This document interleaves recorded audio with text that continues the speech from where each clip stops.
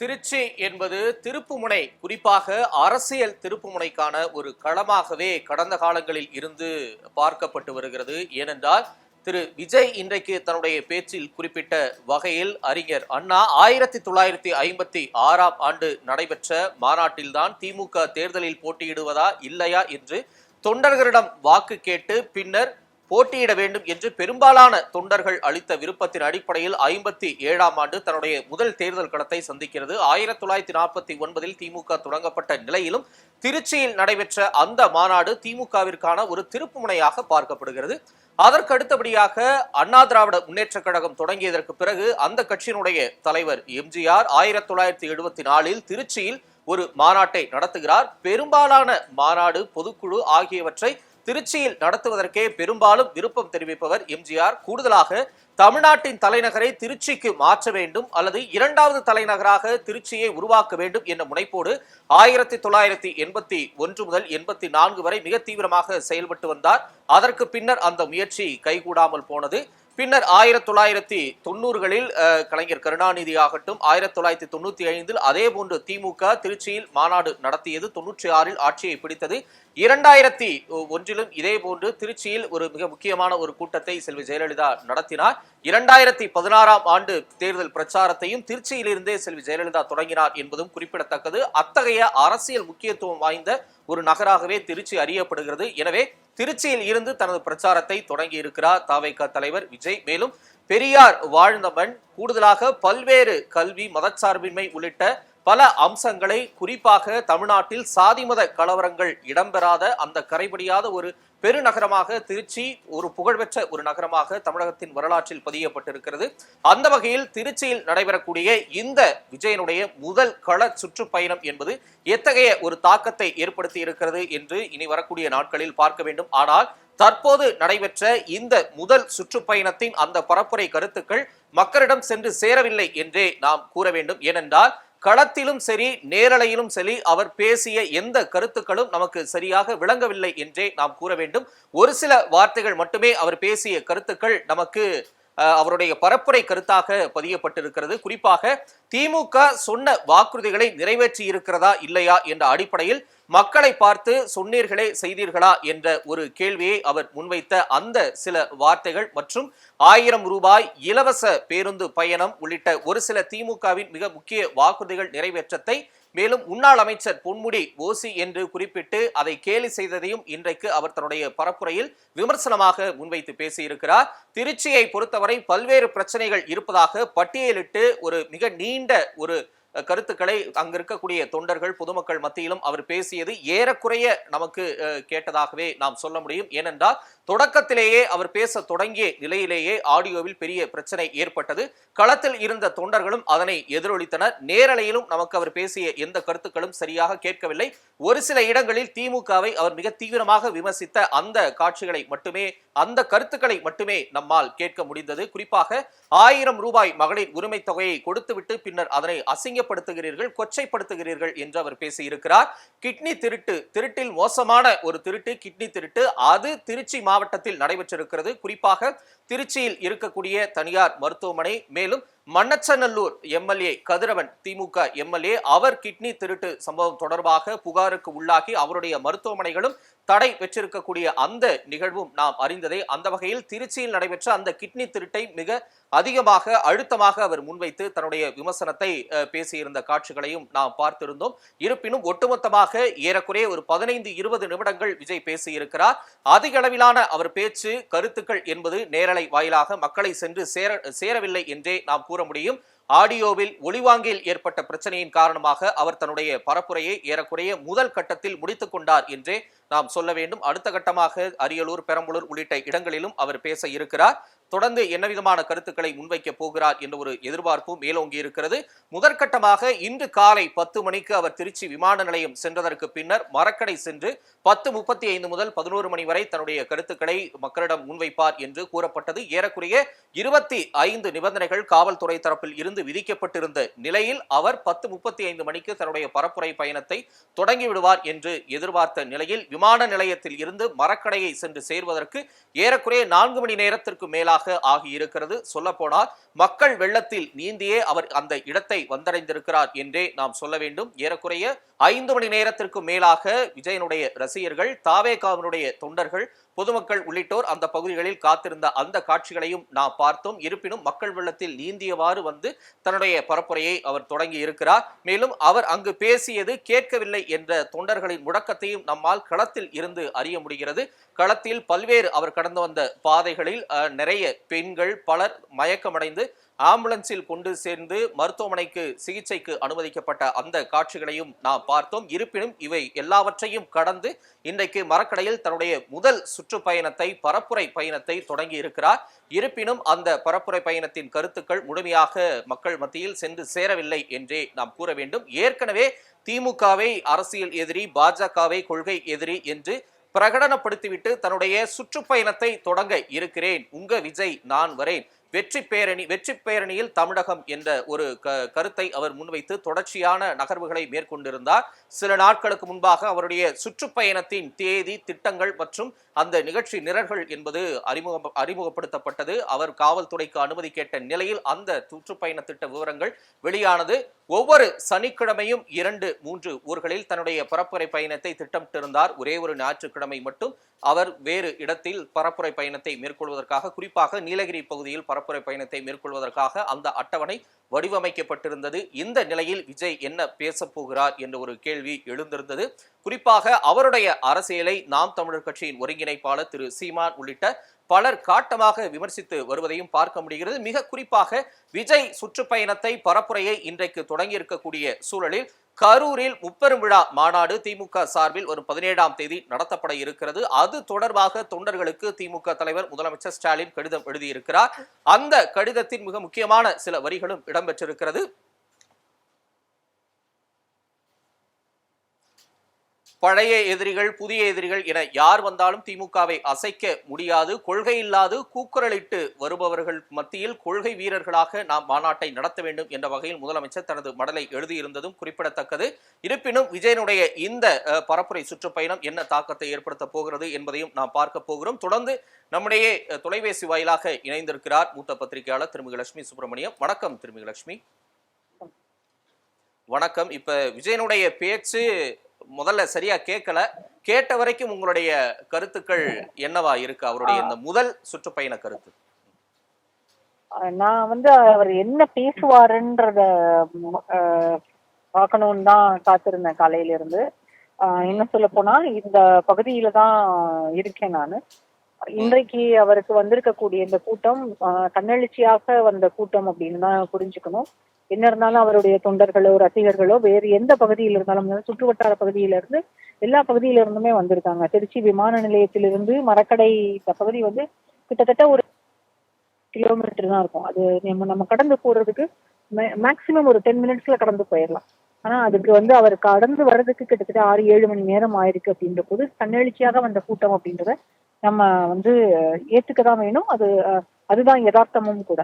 அவர் என்ன பேசுவார்னு காலையில இருந்து காத்திருந்தேன். அந்த ஒலிபெருக்கி வேலை செய்யாம துண்டிக்கப்பட்டிருந்தாலுமே கூட அவர் பேசிய வரைக்கும் அவர் இனி அவருடைய கேம்பெயின் ஸ்டைல் அல்லது அவரோட ஸ்ட்ராட்டஜி என்னவா இருக்கும் அப்படின்றது இன்றைக்கு முழுமையாக வெளிப்படுகிறது.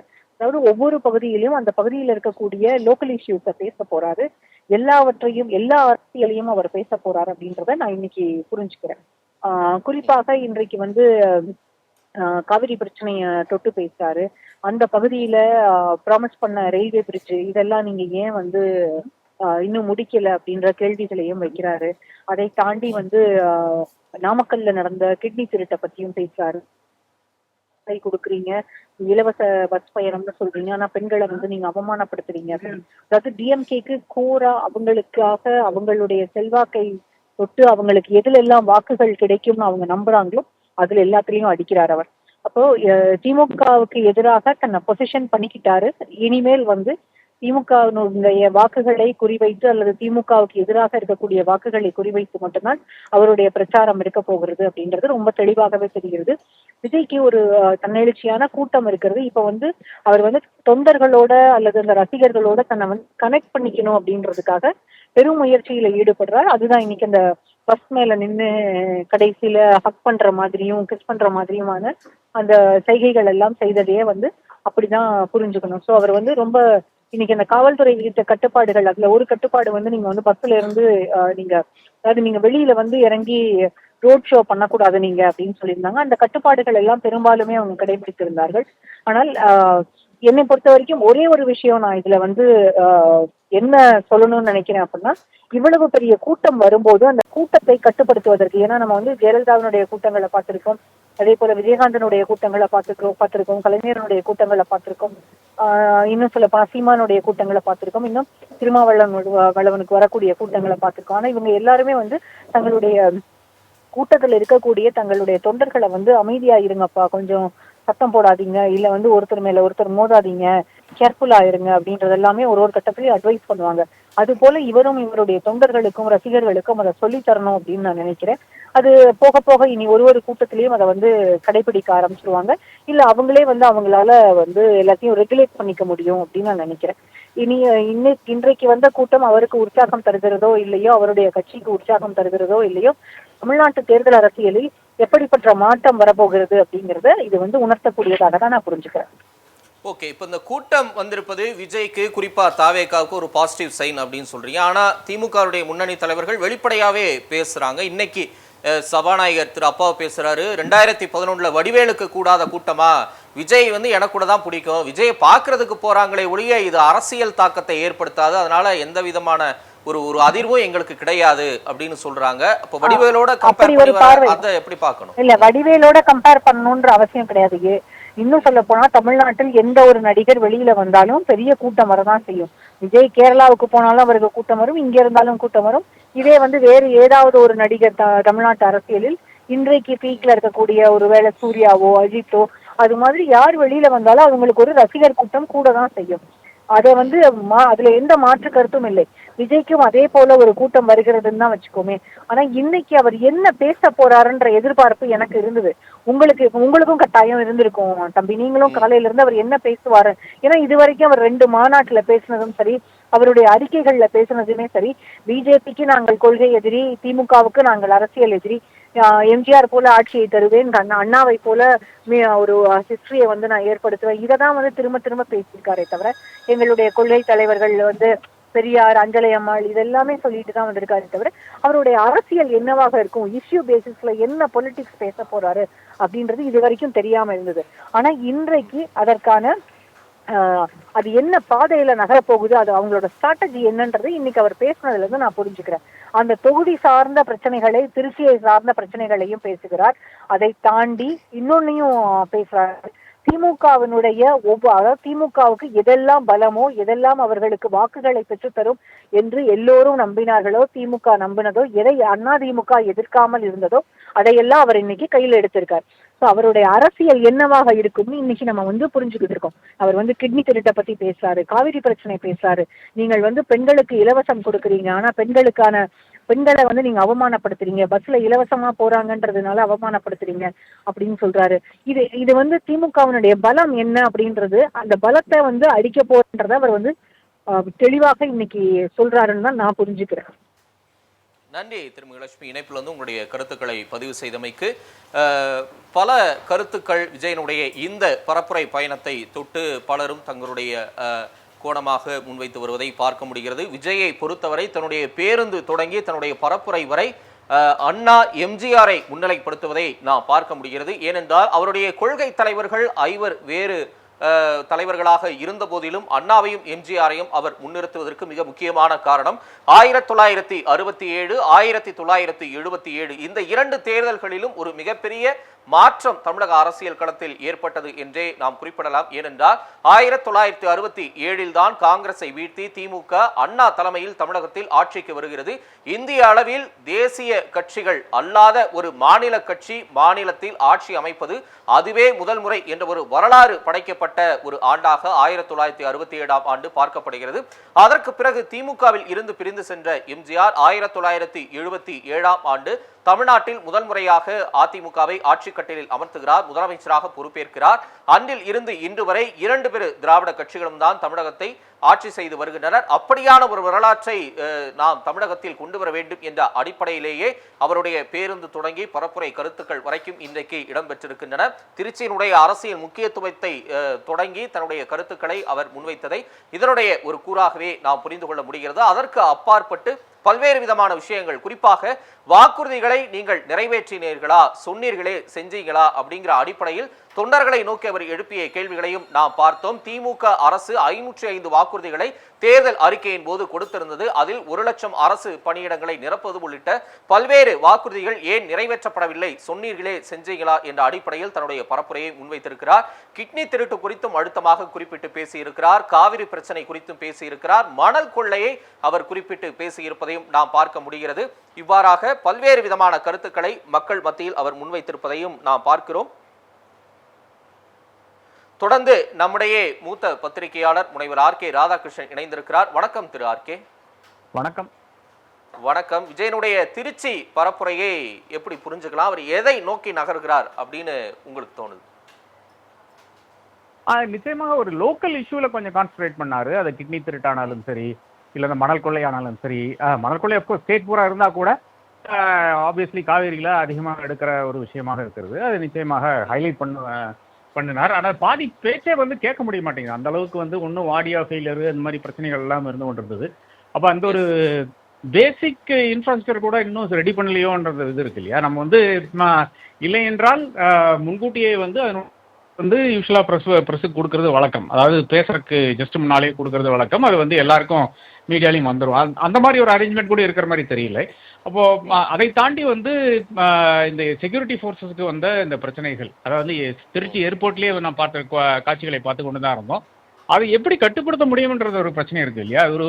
ஒரு ரெகுலேட்டட் க்ரௌடா இருந்தால், அதாவது விஜய்க்காக தீவிரமான ஒரு க்ரௌடா இருந்தால் நிச்சயமாக அவர்கள் ஒரு கட்டுப்பாடுக்குள்ளால இருக்க வேண்டும். நாம் தமிழர் கட்சியில பார்த்திருக்கோம். அவருக்கும் பெரிய ஒரு இந்த மாதிரியான க்ரௌட் இருக்குது. ஆனால் இந்த மாதிரினா அந்த ஸ்கேல் சொல்லவில்லை. நிச்சயமாக இந்த ஒரு இளைஞர்களுடைய க்ரௌட் இருக்கிறது. அவர்கள் இந்த மாதிரி ஒரு நடவடிக்கைகளில் ஈடுபடவில்லை இல்லையா. அதாவது பேரிகேடை கவுத்து ஓடி வர்றது, இந்த மாதிரி விஷயங்கள். அப்போ கட்சியினுடைய அந்த பேரை குலைக்கும் விதமாக பல விஷயங்கள் நடந்து கொண்டிருக்கிறது. இதுக்கு நிச்சயமாக மாற்றுக் கட்சியினர் காரணம் என்று யாரும் கூற முடியாது. ஏனென்றால் நாம் மிக தெளிவாக பார்த்தோம். யார் கொண்டிருக்கான்னு பார்த்தீங்கன்னா இளைஞர்கள் தான். இன்னும் சொல்ல போனால் சின்ன பசங்க, ஸ்கூல் படிக்கிற பசங்க, +2 படிக்கிற பசங்க எல்லாம் தான் கொண்டிருக்கிறார்கள். அப்போ அவர்களுக்கு ஒரு ரெகுலேஷன் தேவைப்படுகிறது. இல்லை என்றால் விஜய் காண வேண்டும் என்ற ஒரு ஆர்வம் இருக்கிறது. அந்த ஆர்வத்தை எப்படி சேனலைஸ் பண்ணி இவர் எந்த இடத்தெல்லாம் போக முடியும் என்ற அந்த கேள்வியும் இருக்கிறது. அப்போ அதிகமாக இன்னும் பப்ளிக் கூட மாஸ் கான்டாக்ட் தேவைப்படுகிறது என்பது மிக தெளிவாக தெரிகிறது. இல்லை என்றால் அப்பப்போ அதாவது ஒரு மாசத்துக்கு ஒரு வாட்டி இப்படி வெளியில் நின்னால் இது இந்த மாதிரி பிரச்சனைகள் வரும் என்று நான் கருதுகிறேன். அதனால கட்சிக்கு தான் கெட்ட பேர் என்று நான் கருதுகிறேன். ஓகே, அடுத்த கட்டமா திமுகவை நோக்கி மிக தீவிரமாக அழுத்தமான குற்றச்சாட்டுகளை முன்வைக்க தொடங்கி இருக்கிறார். இது எந்த அளவுக்கு இம்பாக்டை ஏற்படுத்தும்? ஏன்னா நிறைய கிரௌடு வருது, அதை நம்ம பார்க்கிறோம். இது மக்கள் மத்தியில ஒரு இம்பாக்டை ஏற்படுத்தி எந்த அளவுக்கு திமுகவுக்கு பாதகமாவோ இல்ல விஜய்க்கு சாதகமாவோ வாக்குகளா மாறும்னு பார்க்கலாம். நிச்சயமாக அந்த ஒரு ஸ்பேஸ் இருக்கிறது. எடப்பாடி பழனிசாமி காணவில்லை. இது யார் விட்டு சென்ற இடம்னு பாத்தீங்கன்னா அண்ணாமலை விட்டு சென்ற இடம். அண்ணாமலை தான் காட்டமான விமர்சனங்களை திமுகவிடம் வைப்பார். ஊழல் என்ற அந்த விஷயத்தை அவ்வளவு அழுத்தம் திருத்தமாக பேசுவார். அப்கோர்ஸ் அதுல நிறைய வைல்ட் டெலிகேஷன்ஸ் இருக்கும். அப்படி இருந்தால் கூட அண்ணாமலை விட்டு சென்ற அந்த இடத்துல அதுக்கு பிறகு அந்த அளவுக்கு காட்டமான விமர்சனங்கள் திமுகவை நோக்கி யாரும் வைக்கவில்லை என்றதான் உண்மை நிலையா இருக்கிறது. அதாவது ஒரு பரப்புரையில் அங்கங்க பேசி போறது ஒண்ணு, திடீரென்று தடால் புடியல்னா நான் 10 மணிக்கு இது ரிலீஸ் பண்ண போறேன் டிஎம்கே ஃபைல்ஸ் அப்படின்னு எல்லாம் ஒரு பில்டப் கொடுத்து செய்கின்ற அந்த விஷயம் இருக்கு இல்லையா, அது யாரும் செய்யவில்லை. அப்ப அந்த இடத்துக்கு இன்னைக்கு விஜய் வந்திருக்காருன்னு கருதுகிறேன். விஜய்க்கு இந்த பில்டப் தேவையில்லை. ஏனென்றால் அவருக்கு ஏற்கனவே ஒரு ஃபாலோயிங் இருக்கிறது. அதே மாதிரி லைவ் என்பது அனைவரும் செய்கின்ற விஷயமாகத்தான் இருக்குது. இந்த டிவி ஆனாலும் சரி, சோசியல் மீடியாலாம் லைவ் வந்து கொண்டே இருக்கும். அப்போ அவருக்கு அந்த பில்டப் தேவையில்லை. அப்போ அந்த ஒரு இடத்தை வந்து பிடிக்க பார்க்கிறார் என்று நான் கருதுகிறேன். நன்றி திரு ஆர்.கே. ராதாகிருஷ்ணன். இணைப்பில் வந்து உங்களுடைய கருத்துக்களை பதிவு செய்தமைக்கு.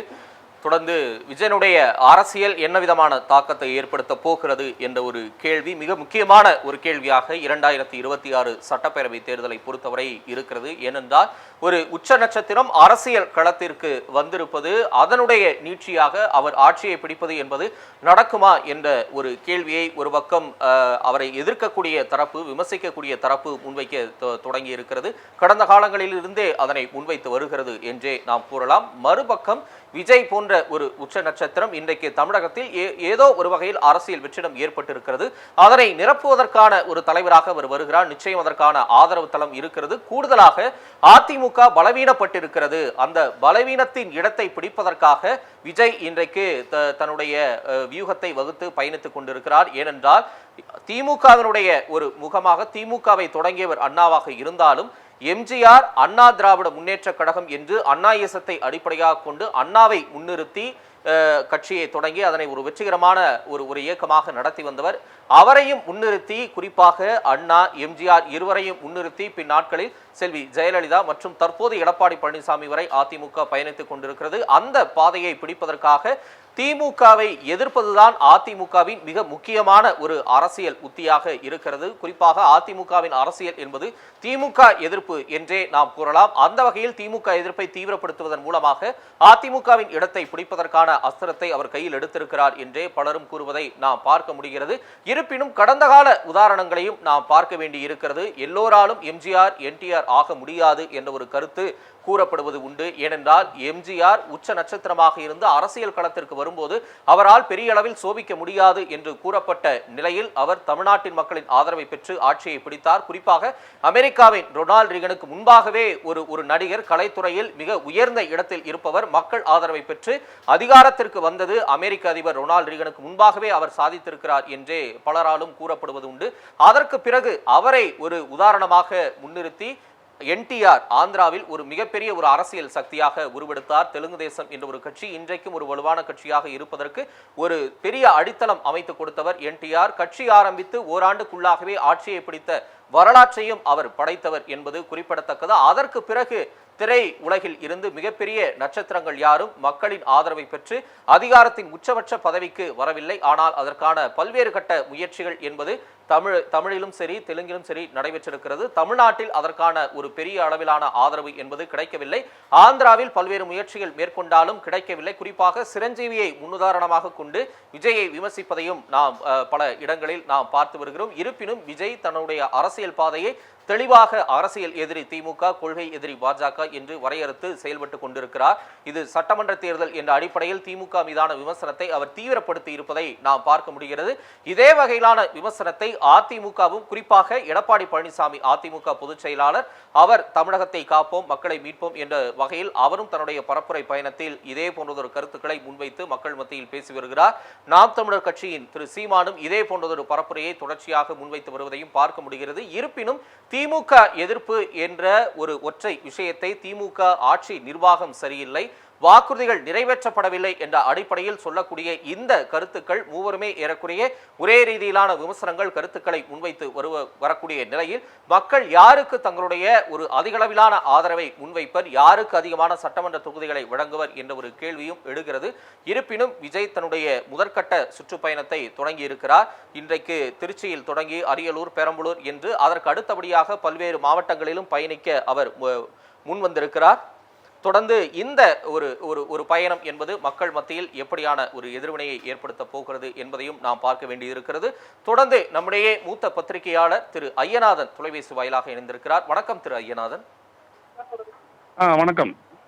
வணக்கம். இப்ப விஜய் தன்னுடைய பரப்புரையை களத்துக்கு வந்து இன்னைக்கு தொடங்கி இருக்கிறார். முதற்கட்ட பரப்புரை, அவர் பேசிய கருத்துக்கள் எப்படி புரிஞ்சுக்கலாம்? ஆமா, அவர் பேசிய கருத்துக்கள் பொதுவாக அவர் பேசியது நமக்கு கேட்கவில்லை என்றாலும் கூட தொலைக்காட்சிகளில் வெளியான அவர் பேசியதாக சொல்லப்பட்ட கருத்துக்களை வைத்து பார்க்கும் பொழுது அவரும் திரு எடப்பாடி பழனிசாமி அவர்களுடைய அடியொற்றி ஒரு குற்றச்சாட்டு அரசியலைத்தான் அவர் மேற்கொள்கிறார். நீங்க சொன்னீர்களே செய்தீர்களா என்று ஜெயலலிதா பாணியில் கேட்டுவிட்டு பல்வேறுபட்ட அந்த நீட்டிலிருந்து ஆரம்பித்து கல்வி கடன் ரத்து இதெல்லாம் வந்துட்டு அஷூரன்ஸ் கொடுத்தீங்களே அந்த உறுதிமொழியெல்லாம் என்ன ஆச்சு அப்படின்றதெல்லாம் கேட்டிருக்காரு. சட்டம் ஒழுங்கு பிரச்சனை பற்றி பேசியிருக்காரு. அவர் இது வரைக்கும் அவருடைய அறிக்கையில் என்னென்ன சொல்லியிருந்தாரோ அதையே தான் இப்பவும் கேட்டிருக்காரு. அதை தாண்டி வேற எதுவும் இல்லை. ஏன் தமிழ்நாட்டு மக்கள் வந்துட்டு தன்னை அதாவது தனது தமிழக வெற்றி கழகத்தை தேர்ந்தெடுக்கணும் அப்படின்றதுக்கான எந்த விதமான ஒரு அடிப்படையான விடயங்களையும் அவர் சொல்லலை. இப்ப இருக்கிற ஆட்சி இதனுடைய ஃபெயிலியர் அப்படின்றதோட மட்டும் அவர் நிறுத்திக்கிட்டு பேச்சையை முடிச்சுட்டு இருக்காரு. அந்த அடிப்படையில் பார்த்தீங்கன்னா அவருடைய பேச்சு அந்த தொடக்கம் வந்துட்டு ஒரு பெரிய தாக்கத்தை ஏற்படுத்த தவறி இருக்கிறது என்றுதான் நான் அறுதியிட்டு கூறுவேன். ஒன்று மைக் அவருக்கு சதி செய்து விட்டது, மற்றொன்று அவருடைய பேச்சிலும் கூட பின்னாடி நம்ம இப்போ விவாதிக்கக்கூடிய அளவுக்கு எந்த பிரச்சனையும் இல்லை அப்படின்ட்டு.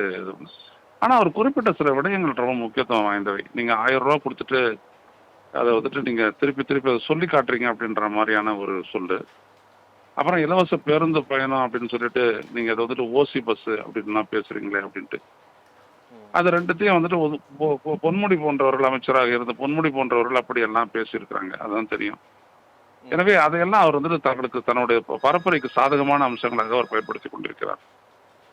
மற்றபடி அவர் பேச்சுல வந்துட்டு எந்த விதமான முக்கியத்துவம் திருச்சியினுடைய முக்கியத்துவம் இதெல்லாம் பேசியிருக்காரு. அரசியலை பொறுத்த வரைக்கும் மக்கள் மத்தியில வந்துட்டு புதிதாக வந்திருக்கக்கூடிய ஒரு கட்சி, அதன் தலைவர் அந்த கட்சியின் மீதும் தன் மீதும் நம்பிக்கையை ஏற்படுத்தக்கூடிய சில விடயங்களை சொல்ல வேண்டும். அது எங்களது ஆட்சியில் தான் அது சரிவாக நடக்கும் அப்படின்னு சொல்லணும். அப்படி இல்லைன்னா இவரும் குற்றச்சாட்டு அரசியலை திரு எடப்பாடி பழனிசாமி போலவே ஈடுபட்டால் இருவருக்கும் இடையிலான வேறுபாடு என்பது ஏதும் இல்லை. இதுல என்ன புதுசா இருக்குது, இவர் வந்து குறை சொல்லிட்டு தான் போறாரு, இது என்ன சொல்றது, இது நமக்கு தெரியாதா என்கின்ற அளவில் மக்கள் அதை விமர்சித்து விட்டு கடந்து போய் விடுவார்கள். அதுதான் இன்றைய அவருடைய பரப்புரையில் ஏற்பட்ட ஒரு பெரும் சறுக்கல் என்று நான் கருதுகிறேன்.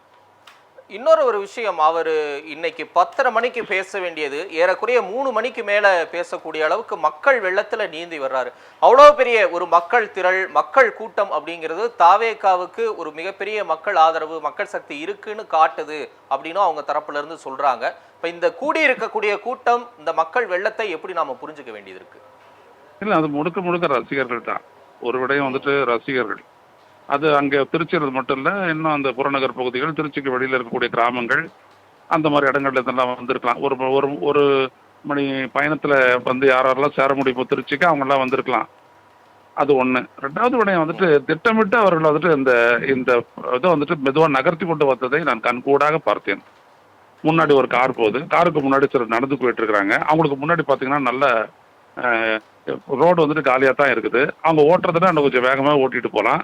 முன்னாடி இருக்கிற காரை வச்சுட்டு பின்னாடி வரக்கூடிய விஜயனுடைய பஸ்ஸை வந்துட்டு அவங்க கண்ட்ரோல் பண்ணிட்டு போறதெல்லாம் நம்ம பார்த்தோம். ஸோ இது ஒரு திட்டமிட்ட செயல். ஏன்னா அந்த ஒரு 10 கிலோமீட்டரோ 8 கிலோமீட்டரோ அதை கடக்கிறதுக்கு வந்துட்டு இவ்வளவு நேரம் ஆச்சு அப்படின்றதையும் ஒரு செய்தியாகக்கூடிய ஒரு உள்திட்டம் அதில் இருந்ததை நான் தெளிவாக பார்த்தேன். எனவே அதில் பிரச்சனை எல்லாமே வந்துட்டு அவருடைய பேச்சை மையப்படுத்தி தான் கடைசியில் வரும்ன்றது எனக்கு தெரியும். அந்த இடத்துல தான் அவருக்கு ஒரு பெரிய சறுக்கலை அவர் எதிர்கொண்டிருக்கிறார். நன்றி திரு ஐயநாதன், இணைப்பில் வந்து உங்களுடைய கருத்துக்களை பதிவு செய்தமைக்கு. தொடர்ந்து அவர் அடுத்த ஊருக்கு சுற்றுப்பயணம் மற்றும் பரப்புரை கருத்துக்களை மக்கள் மத்தியில் முன்வைப்பதற்காக பயணித்துக் கொண்டிருக்கிறார்.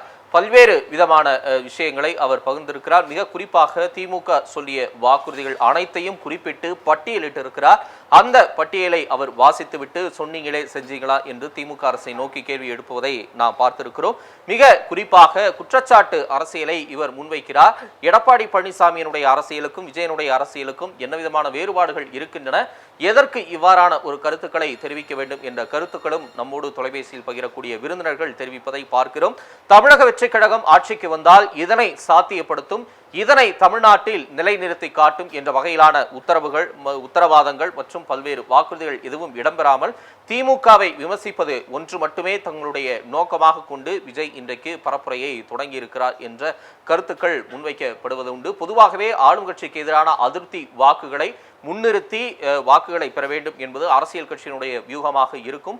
2026 தேர்தல் களம் என்பது சட்டமன்ற தேர்தல் களமாக இருக்கக்கூடிய வகையில் அவ்வாறான ஒரு வியூகத்தை விஜய் எடுத்திருக்கிறார். ஆனாலும் திமுக எதிர்ப்பை அவர் கையில் எடுத்திருப்பது எவ்வகையிலான ஒரு வாக்கு அறுவடையை அவருக்கு பெற்றுத்தரும் என்ற ஒரு கேள்வியும் எழுகிறது. திருச்சியில் இன்றைக்கு அவர் தொடங்கி பேசியிருக்கிறார். கடந்த கால திருப்புமுனையை ஏற்படுத்திய தருணங்களையும் குறிப்பிட்டு அவர் இன்றைக்கு பேசியிருப்பதையும் நாம் பார்க்க முடிகிறது.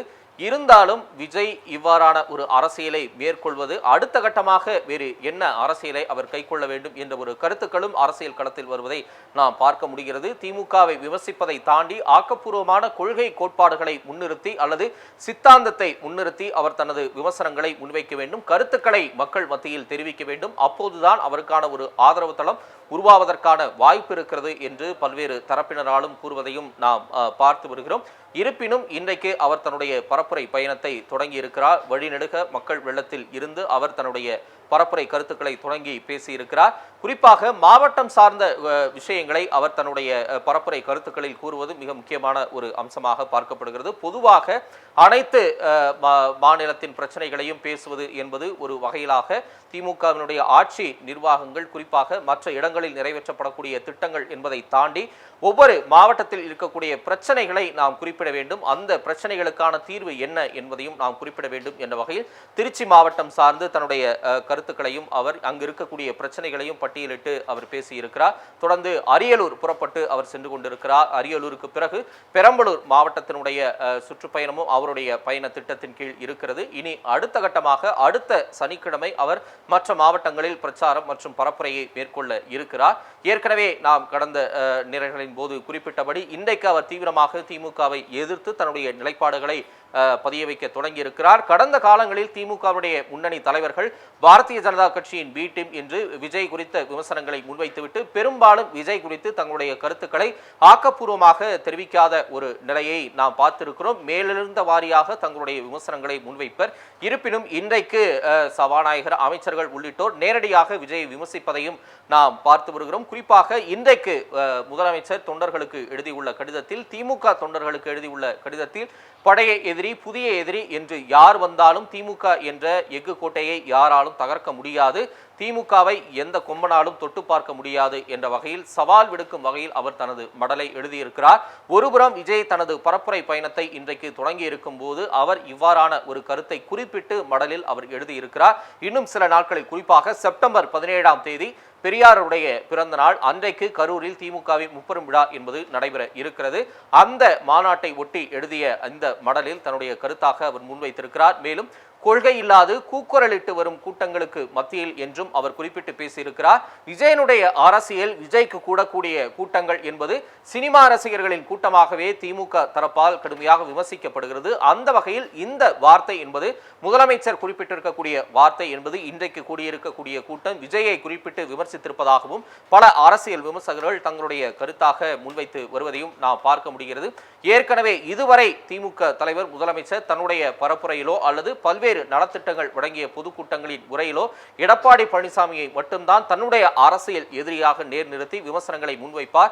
மற்ற தலைவர்களை அவர் பெயர் குறிப்பிட்டு விமர்சிப்பது இல்லை, எந்த வகையிலான விமர்சனங்களையும் அவர் முன்வைப்பதில்லை என்பதை நாம் பார்த்து வருகிறோம். இருப்பினும் இன்றைக்கு விஜய் தன்னுடைய பயணத்தை தொடங்கி இருக்கக்கூடிய சூழலில் அவர் எழுதியிருக்கக்கூடிய மடலில் இடம்பெற்றுள்ள வார்த்தைகள் விஜயை நோக்கி விமர்சித்திருக்கக்கூடிய வார்த்தைகளாகவே பல்வேறு அரசியல் விமர்சகர்களால் புரிந்து கொள்ளப்படுகிறது. அவ்வாறான ஒரு விளக்கமே அளிக்கப்படுகிறது. இருப்பினும் ஒரு உச்சபட்ச ஒரு நடிகர் இன்றைக்கு அரசியல் களத்திற்கு பல்வேறு வாக்குறுதிகளோடு வந்திருக்கிறார். இந்த வாக்குறுதிகள் என்பது எவ்வகையிலான ஒரு வாக்குறுதிகளாக இருக்க போகிறது, திமுக குறித்த விமர்சனங்கள் எவ்வகையிலான வாக்குகளாக மாறப்போகிறது என்ற ஒரு கேள்வியும் எதிர்பார்ப்பும் எடுக்கிறது. தொடர்ந்து அது குறித்து நாம் பேச இருக்கிறோம். மற்ற சிறப்பு விருந்தினர்களின் கருத்துக்களையும் நாம் கேட்டறிய இருக்கிறோம்.